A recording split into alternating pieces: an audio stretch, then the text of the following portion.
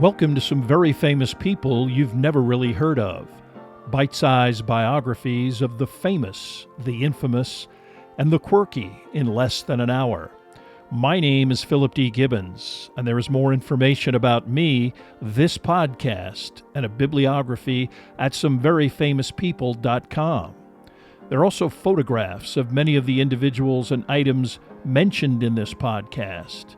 At the conclusion of part 1 of this presentation, there will be additional suggestions concerning further information about today's subject, Isabella Stewart Gardner, and the world's largest unsolved art robbery.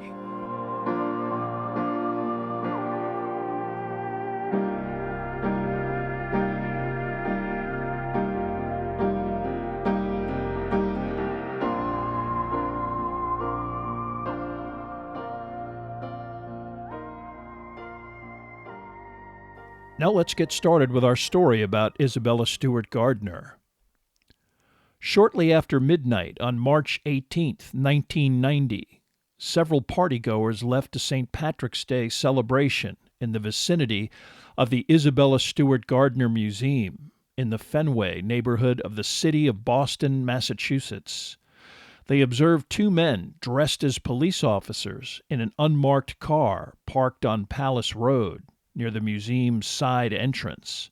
Like many other Bostonians, these revelers were in the process of concluding a lengthy celebration of what was always one of the most raucous days of the year.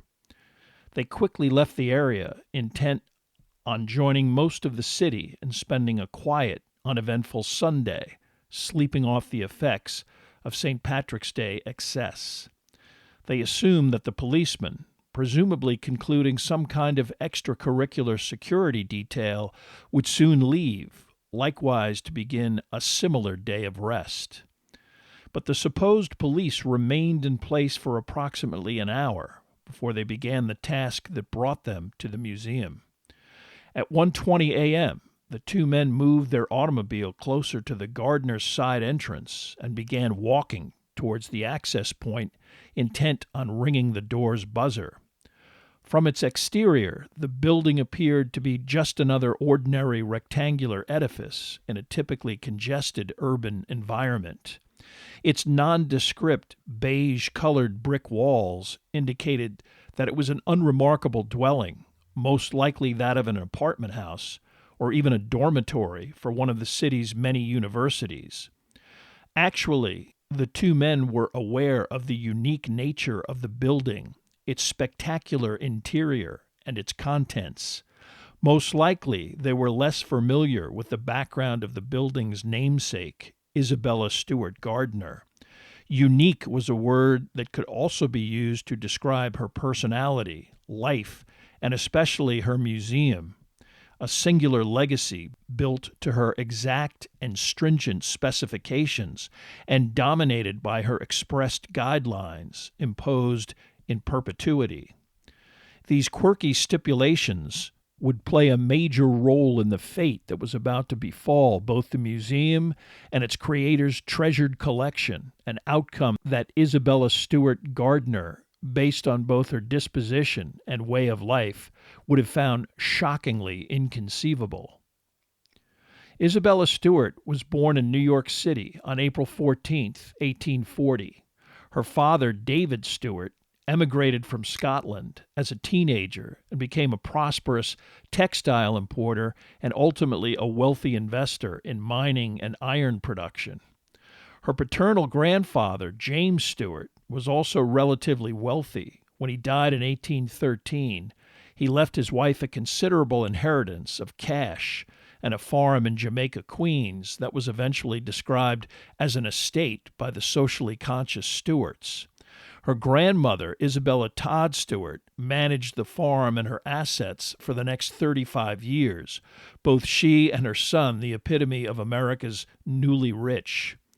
Perhaps to distinguish her from the older matriarch of the clan, within the family, the younger Isabella was referred to as Belle.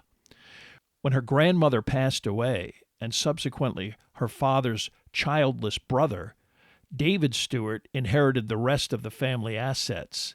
Belle Stewart's mother, Adelia, was the daughter of a Brooklyn tavern and stable owner, a profitable business, but nowhere nearly as prosperous as the Stewart side of the family, especially as Adelia's father died when she was 4 years old.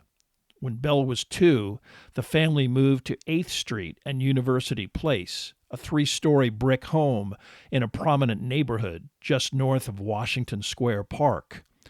Although very little is specifically known about her childhood, she undoubtedly spent her early days at girls' private schools, which focused on fundamental academics as well as music, the French language, and painting. The most traumatic and influential incident in Belle's young life was the death of her younger sister Adelia in April of 1854.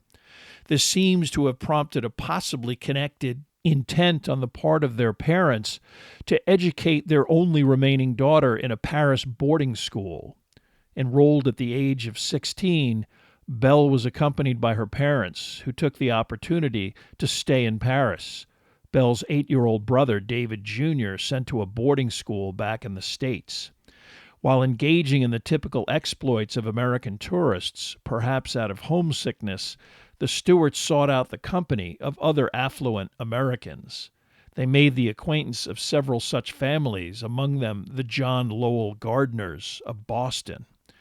Gardner was involved in the maritime industry, his wife Catherine, the daughter of the late Joseph Peabody, also involved in the maritime trade, and at the time of his 1844 death, one of America's wealthiest businessmen.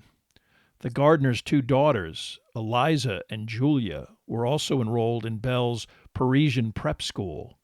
Upon finishing up in Paris, it was deemed appropriate for the Stewarts to move on to Rome, where Isabella learned Italian and studied the region's artistic treasures, an experience that had a lasting effect on the impressionable teenage girl.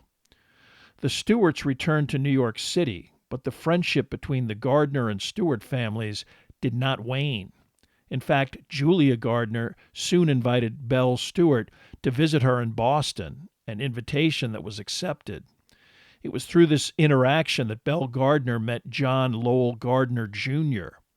While John Lowell Gardner Sr. had been accompanying his wife and daughters when the family resided in Paris, it was this 21-year-old son, nicknamed Jack on a hiatus from Harvard, that ran the family maritime business. Although Isabella Stewart Gardner was said to be no great beauty, in fact a bit on the plain side, she made up for it in personality, outgoing and adventurous.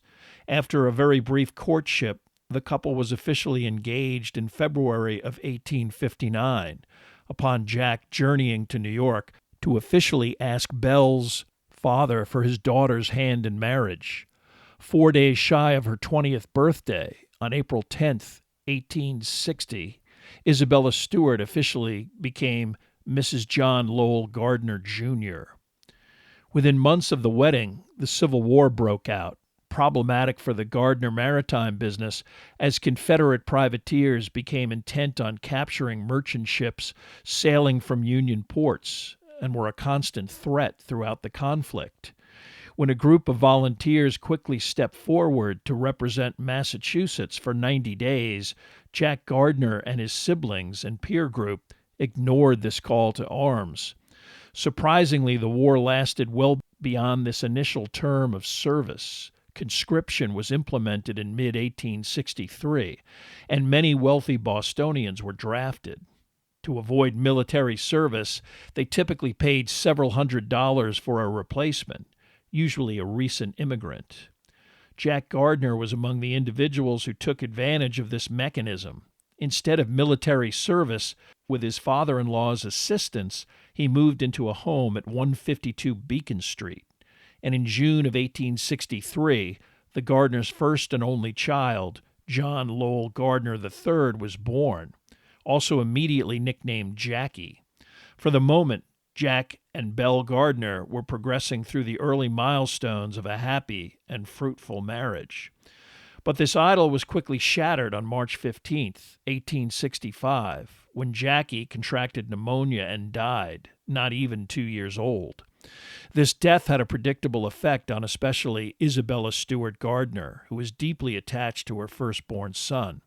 On top of this tragedy, Isabella also subsequently miscarried, an additional burden that seems to have sent her into a deep depression. As such matters were never openly discussed in polite society, these events were not historically documented, and it is believed that the miscarriage rendered Isabella Stewart Gardner unable to bear children, a condition that was medically recognized. Because childbirth and raising children were typically the focal points of every upper-class American female, those women who were physically unable to do so were encouraged to find other healthy outlets to enable a perceived productive life. A virtual shut-in following her twin catastrophes, it was suggested that a lengthy trip to Europe might restore Isabella to her former vivaciousness. In early 1867, Jack obtained leave from the family business, and the couple boarded a transatlantic ship bound for Hamburg. They spent time enjoying Copenhagen, Norway, Sweden, St. Petersburg, Moscow, and Vienna before 2 months in Paris. Isabella, suddenly invigorated and eager to purchase the latest in Parisian haute couture, directly from the trend-setting designer Charles Frederick Worth. Upon her return to Boston in October of 1868, Isabella single-handedly and permanently changed the city's fashion landscape, the formerly fashionable hoop skirt suddenly rendered obsolete. Unfortunately, it would be 6 years before the Gardners were able to take another such ambitious trip, but by then Isabella had also taken up several other interests, purchasing her first upscale painting, a landscape by Barbizon School artist Émile Jacques, and receiving a 44 pearl and diamond necklace as a gift from her husband. In late November of 1874, the Gardners left for Egypt, Palestine, Greece, and Turkey by way of Liverpool and London. Especially adventurous, Isabella ate any local foods offered and drank water from any number of suspect sources, and was frequently extremely ill and even faint on occasion. But the couple pressed on, especially impressed by the religious sites near Jerusalem and Bethlehem. Unfortunately, they received news by telegram of the death of Jack's brother Joseph, which combined with the recent death of Isabella's brother David did cast a pall over the journey. That Joseph was a suicide by gunshot was typically kept quiet, such behavior considered scandalous and immoral. As Joseph's wife had already passed away, his 3 teenage sons were now orphans that Jack and Isabella essentially adopted and raised themselves. The Gardners remained high-profile members of Boston society, and Isabella also began a practice of meeting and cultivating both artists and writers, notably James McNeill Whistler, who sketched her on several occasions, and Henry James, who became a frequent correspondent. These were the first of many cultural celebrities that crossed paths with Gardner throughout her life. In a world devoid of today's numerous diversions, music and dancing were a major focus of Boston's high society. Isabella Gardner became famous for hosting social events that included both. These parties also became grist for the numerous newspapers and gossip columns that duly noted dance partners, especially in the case of Isabella Stewart Gardner, who delighted in flirting and dancing with much younger guests, to the extent that her interactions became the subject of speculation. On one occasion, this speculation became so high profile that Jack Gardner and his wife literally got out of town. His wife's highly visible, frequent socializing with much younger writer Francis Frank Crawford, the talk of the town. Jack Gardner was consumed by business, didn't mind that his wife flirted and danced with so many attractive men as possible, as it meant he wouldn't have to dance, and generally ignored any whispers of scandal. But in this case, he responded by taking his wife on an extensive tour in the Far East, beginning in Japan and visiting present-day China, Cambodia, Indonesia, Burma, and India. The couple took in the Great Wall, and one of few Westerners at the time who had ever even seen the Cambodian ruins of Angkor Wat. a journey that was both arduous and even dangerous. The trip also included a stop in Venice as the Gardners headed west, the city becoming Isabella's favorite and eventually most influential. The Gardners were gone for 18 months. By the time they returned, both of Jack Gardner's parents were deceased. Included in the elder Gardner's estate were various high-profile residences that were apportioned off to the rest of the surviving family members, Jack and Isabella receiving the Brookline property known as Green Hill. This location already contained numerous greenhouses and gardens that Isabella cultivated, greatly enhancing the home with both Japanese and Italianate features that became legendary throughout the city of Boston. The couple were also a staple at the various horse jumping and social events that were a pastime of the surrounding high society country and hunt clubs. Although regularly featured in the high society pages of even New York newspapers, Isabella Gardner ignored most journalists, considering such intrusion unseemly. This did not stop her from engaging in behavior that was quite provocative, especially regarding fashion and even conspicuous consumption. A March 27, 1886, visit to Tiffany's in New York resulted in the purchase of 2 diamonds, 12 and 25 carats respectively. These were then mounted in a hairpin that could be worn as a kind of tiara. The purchase price of approximately $47,000 was the equivalent of almost $1.6 million today. Pearl necklaces also continued to be a regular gift from her husband, another standard part of her wardrobe. Jack Gardner, consistently earning a considerable amount of money on top of a vast inheritance, seemed intent on indulging his wife's every materialistic whim, perhaps to compensate for their now childless marriage, his wife deriving a great deal of joy from her acquisitive behavior. Isabella also regularly received sizable checks from her father, perhaps to remind the Gardner family that he had now amassed his own considerable fortune. Occasional tragedy did intrude into Isabella's seemingly carefree existence. The nephews that the Gardners raised from teenage were now in their 20s, and the eldest, Joseph Peabody Gardner, died at the age of 25, and although never acknowledged at the time, was a suicide like his father. The Gardners received word of this incident while in Europe, but typically had no visible public comment or reaction. Isabella may have been distracted by her determination to meet John Singer Sargent, an up-and-coming portrait painter who had scandalized the Paris Salon in 1884 with his rendition of a Madame Pierre Gautreau that was so risque by the standard of the era that the artist entitled it as Madame X to leave the subject's identity as vague as possible. Sargent left Paris because of this uproar, exactly the type of cutting-edge artist that would fascinate Isabella Gardner, who, while in London, met with the painter via an introduction from Henry James and immediately contracted with him to paint her portrait. Eventually a portraitist of many upscale or high-profile Americans, this was the first such high society commission Sargent ever received. Painted in the Gardners' Boston residence in 1887, the portrait took 2 months, the process made difficult by both a particular subject and an opinionated painter. When finished and put on display at the artist's social club known as the St. Botolph Club, it generated both astonishment and ridicule. One journalist commented, "What does it matter if Mr. Sargent makes a dowdy look like a queen?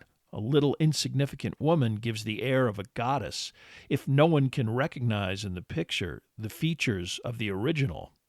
Although in a black dress that today would be considered conservative, practically frumpy, the lowered neckline, ornate jewelry, and pearl-adorned, impossibly thin waistline generated all sorts of provocative comments. One unattributed remark was that Sargent painted Belle Gardner, quote, all the way down to Crawford's Notch, a scenic area in New Hampshire, but also a nasty barb concerning the possible affair between Isabella and Francis Frank Crawford.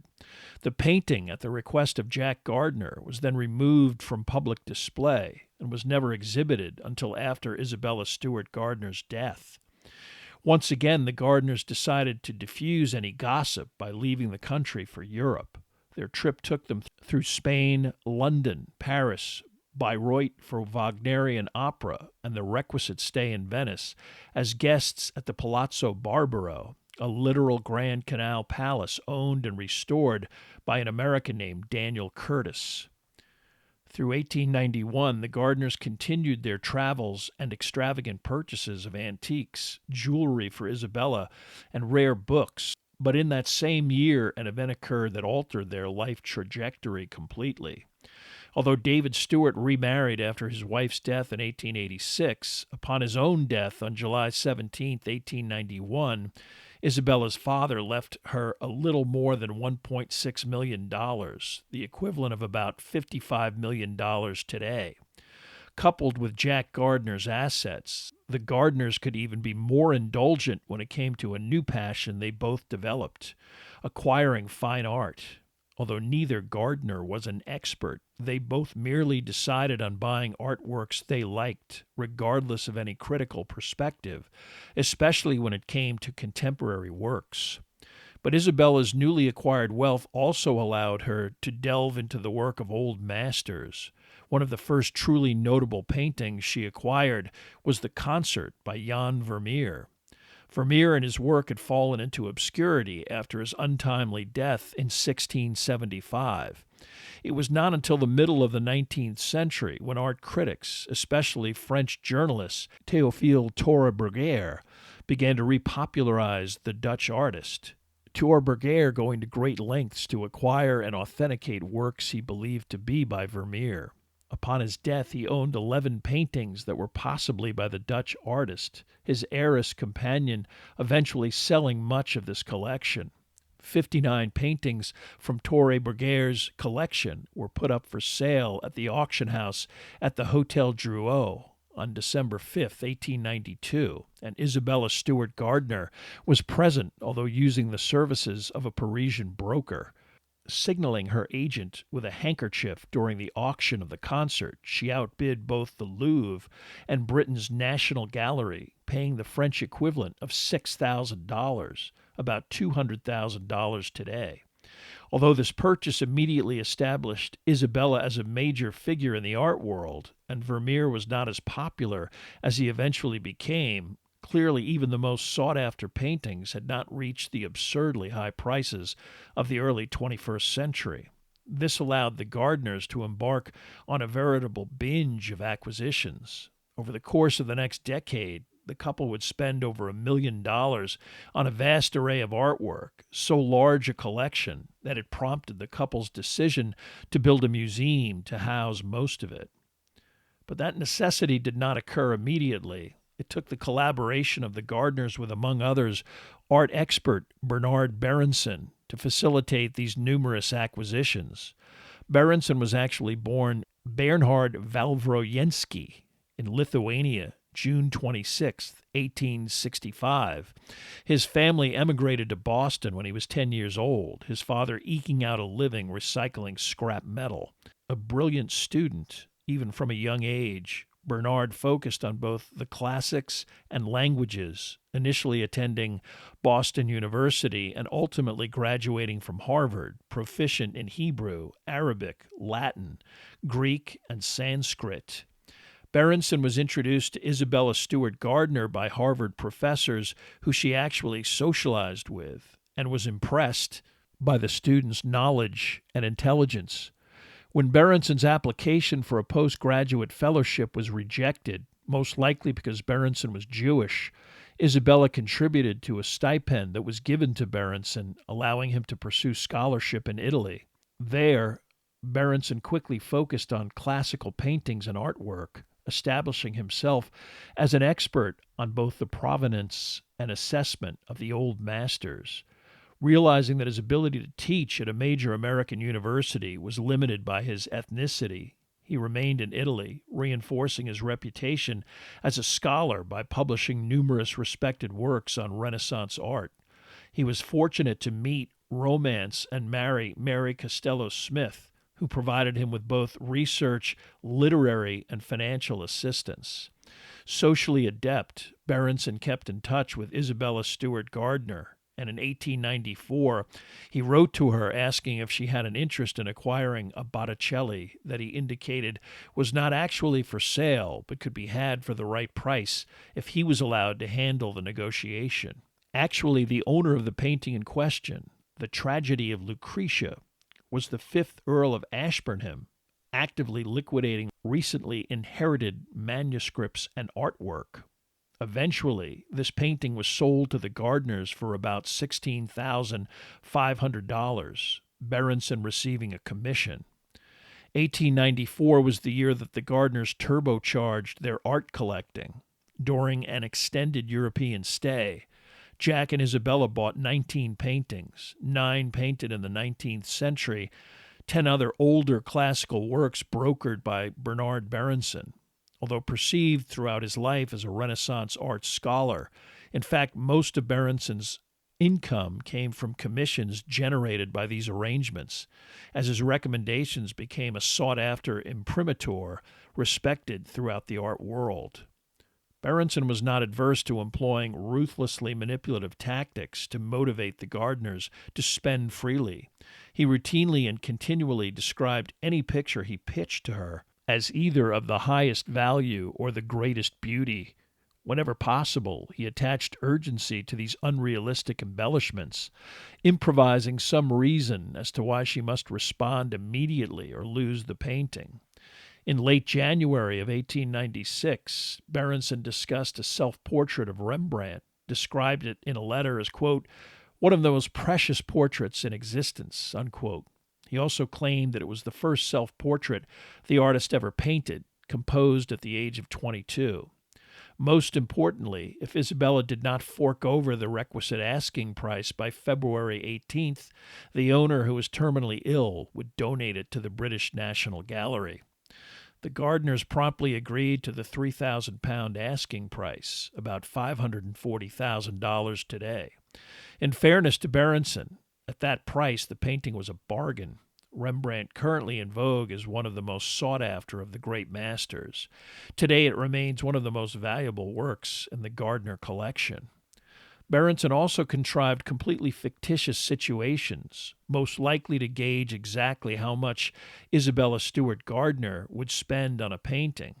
In early 1896, he hinted that Gainsborough's Blue Boy might be available at a price that would be at least $100,000, a stratospheric cost at the time.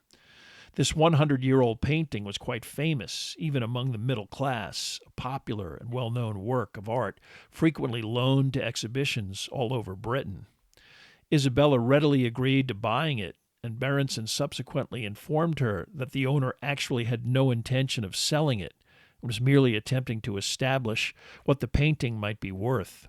He then dangled Titian's Rape of Europa, indicating that it would cost in the neighborhood of £20,000, about $100,000, a price so steep that several museums, including the National Gallery, had already declined. To bait the hook, Berenson intimated that the painting, originally composed for Spain's Philip II, and eventually considered as part of a dowry initially meant for a member of Britain's House of Stuart, would be most appropriate, Isabella believing herself to be descended from this branch of British royalty. Berenson quickly arranged the sale, also hinting to Ms. Gardner that the entire negotiation must be carried out with the utmost secrecy, as another of his patrons, Mrs. S.D. Warren, a wealthy heiress and president of Boston's Museum of Fine Arts, was also interested in the painting. This would motivate Isabella even more, her collection already a competitive endeavor to achieve special status within Boston's high society. Beating out another prominent Bostonian for the acquisition of such a painting, Berenson knew, would be irresistible. The £20,000 purchase price was the most ever paid for a painting up to that point. Isabella Stewart Gardner, now a major Boston and art world celebrity. Between the remarkable amount of artworks purchased by the Gardners, as well as sculpture, antiques, tapestries, rare manuscripts, etchings, exotic pottery, and furniture, it was not long before the couple realized that they needed to construct some sort of repository for their collection. In 1880, Jack Gardner had already bought the home next door at 150 Beacon and combined the two townhouses, but this still would not adequately display their holdings. Initially, Isabella was adamant that additions and renovations to their 152 Beacon Street home could suffice. The house transformed into mostly an art museum with smaller residential apartments. Jack Gardner understood the impossibility of such a renovation and the impact it would have on both his neighbors and the neighborhood. And with a long-term intent on allowing public access, he believed the Beacon Street location as not feasible. He maintained that buying a plot of land in the mostly undeveloped Fenway area of the city made the most sense. The city eventually would expand as it had around their residence on Beacon Street.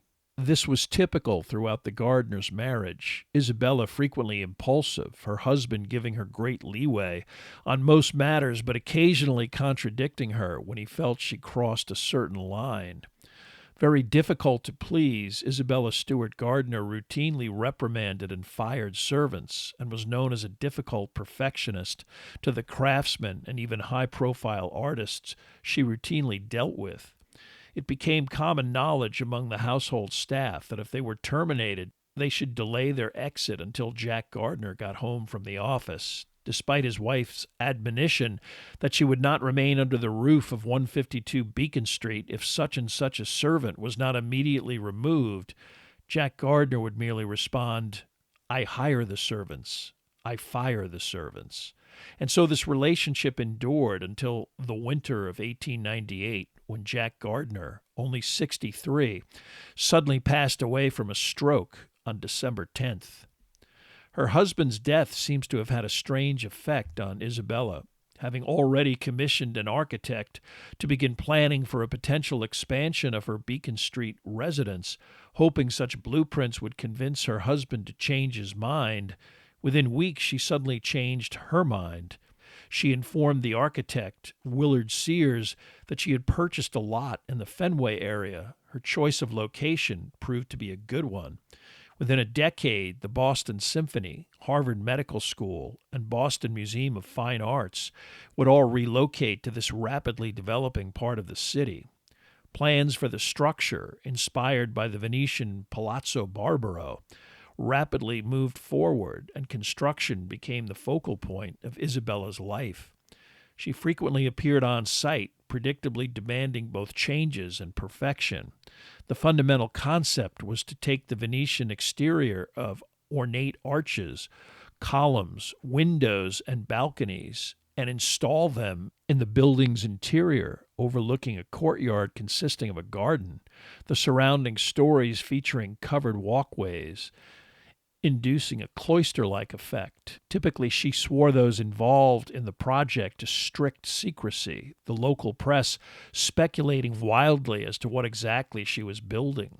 She also interacted personally with the contractors, bricklayers, and other construction workers who worked tirelessly to implement her vision. One of these men, an Italian immigrant named Teobaldo Travi, was eventually hired as the head steward of Isabella's household and an elaborately dressed greeter and guide at the museum where he accompanied visitors. He remained in this position for 41 years. Although actual construction of the museum, initially known as Fenway Court, only took 2 years, it took an additional 2 years for the hundreds of various paintings and furnishings to be installed. Isabella Stewart Gardner moved into private apartments on the 4th floor of the structure, greatly reducing her staff and living expenses. The household of 152 Beacon, much more extravagant.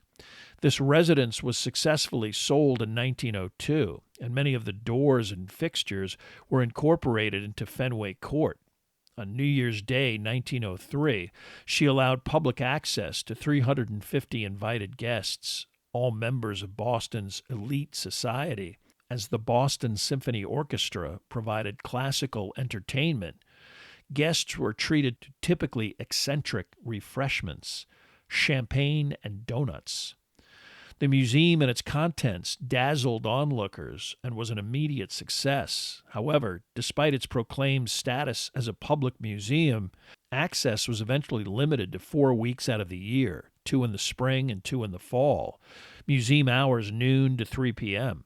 Tickets were also expensive at $1 apiece and sold at a single ticket brokerage in Copley Square, although proceeds were donated to various charities, including a school for disabled children. While Isabella Stewart Gardner considered this public access and charitable contributions the epitome of a tax-free charitable organization, the U.S. government eventually disagreed, the Treasury levying a 1904 fine of $200,000 as punishment for failure to pay a 20% tariff on imported artwork. She would also run afoul of the tax man in 1908 over a Piero della Francesca work that was undervalued. A fine and additional duties were collected. Still, as she filled out her collection with various Asian artworks and antiquities, Isabella Stewart Gardner and her museum remained an object of interest and fascination. She also maintained a unique knack of engaging in popularly endearing behavior that was out of character for such a wealthy member of high society. In 1912, the Boston Red Sox, already a local institution, won the World Series against the New York Giants. During the season, many fans took to wearing a band tied around their hats that proclaimed, "Oh, you Red Sox," in bright letters. A few days after the series win, Isabella showed up at her customary seat at the Boston Symphony Orchestra with a similarly bright red lettered adornment tied in her hair, such behavior considered shocking among the rest of the imperious blue-blooded crowd, with newspaper columnists asking in print if she had gone mad. She even pasted articles about the 1912 World Series into the guest log, again with the personally penned inscription, "Oh, you Red Sox," at the top of the page. Although a generous donor to many local charities and institutions, Isabella's focus always remained the museum. She personally organized each room, arranging artworks and adding prominent material from myriad artists and individuals who were her personal friends. When the museum closed temporarily in 1914 to allow for the musical theater area to be converted into additional gallery space, its reopening in 1915 was greeted with a throng of visitors eager to see the changes. Typically, Isabella, aware and proud of the stature of her creation, was determined that her museum's excellence remain her legacy, and meticulously crafted a will that stipulated that the collection and the building as well could not be changed in any way, that paintings could not be loaned, and any breach of these stipulations would force the immediate sale of both the museum, its contents, and the proceeds, as well as the museum's endowment, to be forwarded promptly to Harvard University.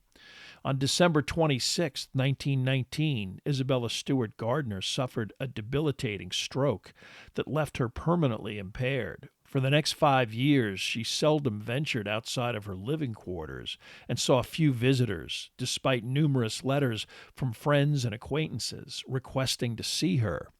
One notable exception was made for one of her special favorites, John Singer Sargent, who spent a great deal of time with her. Sargent was completing a ceiling painting at the nearby Museum of Fine Arts and repeatedly invited Isabella to see his work. In mid-1920, Gardner's visit underlined how frail she had become. Refusing to be seen publicly, she was admitted through a back door, conveyed up several floors by freight elevator, and lifted by museum employees into the vicinity of the yet-to-be publicly unveiled mural. In 1922, Sargent composed a remarkable portrait of Isabella that was in marked contrast to his formal portrait of 1888. Completely swaddled in white sheet-like cloth, she reclines on a couch propped up by pillows. Only her face is visible, with an expression of acceptance of her current infirm state. Only 2 years later, on July 17, 1924, Isabella Stewart Gardner passed away in her fourth-floor apartments within her museum. Her funeral at Boston's Beacon Hill Church of the Advent was an elaborate affair, typically choreographed by previously detailed written instructions composed by Isabella herself. Even the type of flowers and how they were arranged on her specially requested oak casket was specifically outlined. Her internment took place at the family mausoleum next to her husband and infant son at Cambridge's Mount Auburn Cemetery. Upon her death, Isabella's will also stipulated that a marble slab be installed at the museum's entrance with the inscription Isabella Stewart Gardner Museum in the Fenway and the date 1900 in Roman numerals. This became the official name for the structure, removing the Fenway Court identity and ensuring Isabella's association with the institution and its collection in perpetuity. She also provided an endowment of $1.2 million, much of this money coming from the sale of her properties, including Green Hill, which, although sold, did remain in the family until the 21st century. For the last 20 years of her life, Isabella deliberately minimized household expenses, greatly reduced travel of any kind, and even cut back on her grocery bills, all to ensure the largest bequest possible.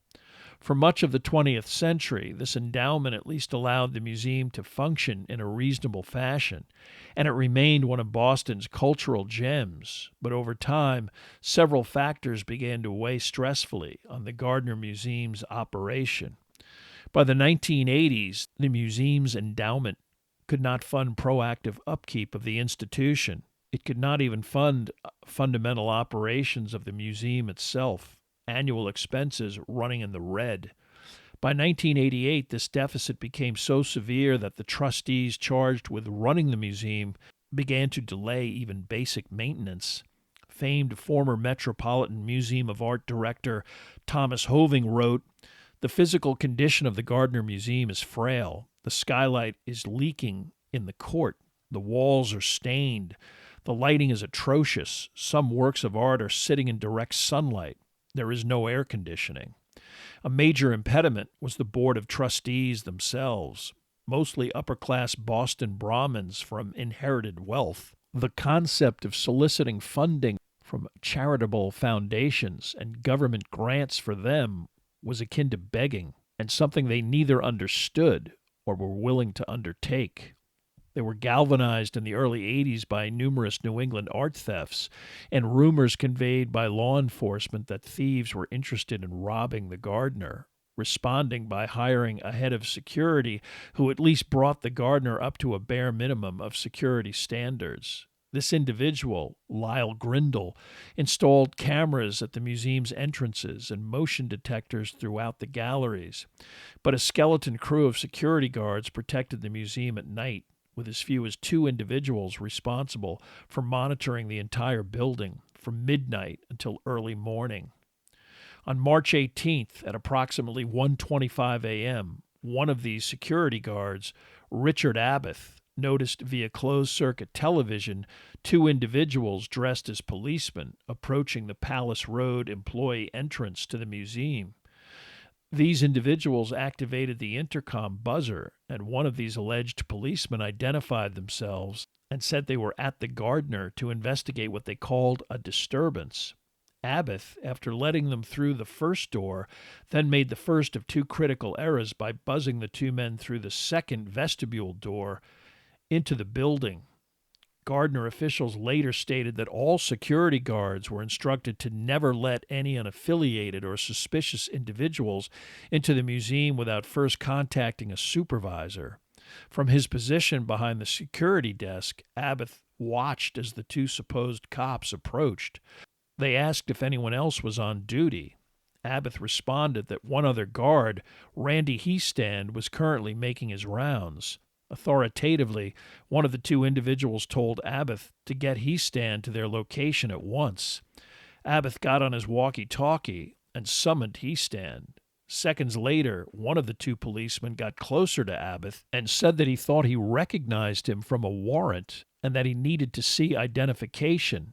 Not thinking much of it and knowing he couldn't possibly have any outstanding warrants, Abbott got up from behind his desk and walked outside of his enclosed area. This also was an egregious response. The only way to summon law enforcement to the Gardner was a panic button situated near the security desk. If access to this device was impossible, The museum was no longer protected by any external agency. Without a word, the cop who told him to come forward placed him against the wall and put him in handcuffs. Simultaneously, as Heist entered the vestibule's proximity, the other policeman quickly turned him around and also put him in cuffs. Heist offering no resistance other than to ask why he was being arrested. Calmly, one of the two cops then stated, "This is a robbery. Do as you are told and you won't get hurt." The two men were rapidly duct taped around their eyes and mouths. The masquerading police, without asking how to get there, led the two down to a basement area and handcuffed them securely. Then they removed their wallets containing identification and warned the two guards that they now knew who they were and where they lived, to cooperate, tell any investigators as little as possible, and if they did what they were told, they would receive a reward in about a year. Abbott and Heist were relieved when the two intruders then headed upstairs, the security guards initially terrified that they would be murdered. Through computerized records, it was possible to eventually piece together part of what transpired during the rest of the robbery. The motion detectors were connected electronically to the computer on the security desk, and if they were tripped, a message would print out informing the guard on duty to investigate in whatever gallery was indicating an issue, because the robbers seemed to know that because there was no one manning the desk, the motion detectors were completely ineffectual. They wandered throughout the museum at will. Having subdued whatever minimal security existed, there was nothing in place to indicate that the museum was in jeopardy. But at least the system left a record of approximately when and where the intruders proceeded. It was approximate because, inexplicably, despite subsequent testing that indicated that the sensors were working properly, there were several time periods and locations where no detection occurred. The thieves' first objective was the gallery known as the Dutch Room. At about 1:48 a.m., they began to remove certain paintings from the wall. These included all 4 Rembrandts, the Concert by Vermeer, and a Gouvert Flink landscape that for many years was also attributed to Rembrandt. It is believed that while one thief began to work on extracting the paintings, the other thief headed to several other galleries on the second floor. Probably upon removing them, the thieves simply tossed the paintings onto the marble museum flooring, smashing any protective glass in the process. One of these paintings, Rembrandt's Storm on the Sea of Galilee, the only seascape ever painted by the artist, was then cut from its frame with a sharp implement, probably a box cutter, leaving minute parts of the edges of the canvas still within the frame. Another large Rembrandt, A Lady and Gentleman in Black, was also similarly mutilated, its protective glass shattered on the floor. The Rembrandt self-portrait, although removed from the wall, was not taken, but merely left propped up against some antique furniture. Unlike the other Rembrandts, the self-portrait was painted on wood and also showed nicks, which indicated difficulty when getting it out of the frame. Perhaps the thieves decided it was too inflexible and difficult to conceal. The Vermeer, one of only 35 of the artist's paintings that exist, was removed from its frame, but at 2.5 by 2 feet, it was small enough to remain on its stretcher. The Flink was also removed in a similar fashion. One of the great mysteries of the Gardner theft is what exactly motivated the thieves to take what they stole and why they left other paintings behind. Although stealing the Rembrandts and Vermeer seemed logical, the robbers devoted a great deal of time to removing an antique Chinese artifact known as a gu, a vase-shaped ornament used to drink ceremonial liquids during various rituals. Taken from the Dutch Room, it had to be painstakingly unscrewed from its pedestal, indicating that despite its comparative value compared to other potential targets, it was specifically targeted. Another tiny etching of Rembrandt was also taken, lovely but again comparatively insignificant. Equally perplexing were objects stolen from the gallery known as the Short Room. The thieves spent additional time trying to remove the wooden and glass enclosure that protected a Napoleonic battle flag, but gave up after removing some of the tiny screws from this frame, understanding that they did not have enough time to complete this task. Perhaps out of spite, they then took the golden eagle externally mounted on the banner's flagpole, called a finial, a mere bauble compared to some of the surrounding artwork. They also expended great effort in smashing a glass case that contained 5 modestly valuable Degas sketches.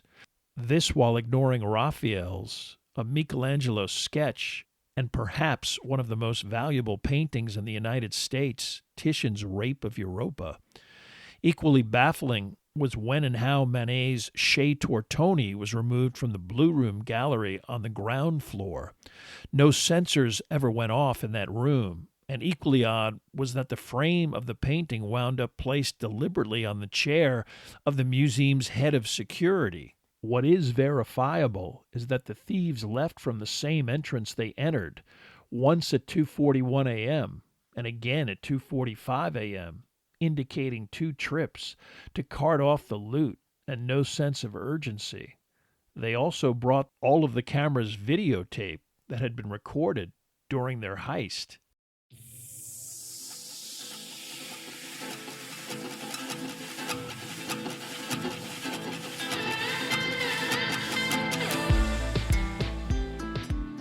Thank you for listening to part 1 of this podcast about Isabella Stewart Gardner. Information for this podcast came from the books Master Thieves by Stephen Kurzian and The Gardner Heist by Ulrich Boser.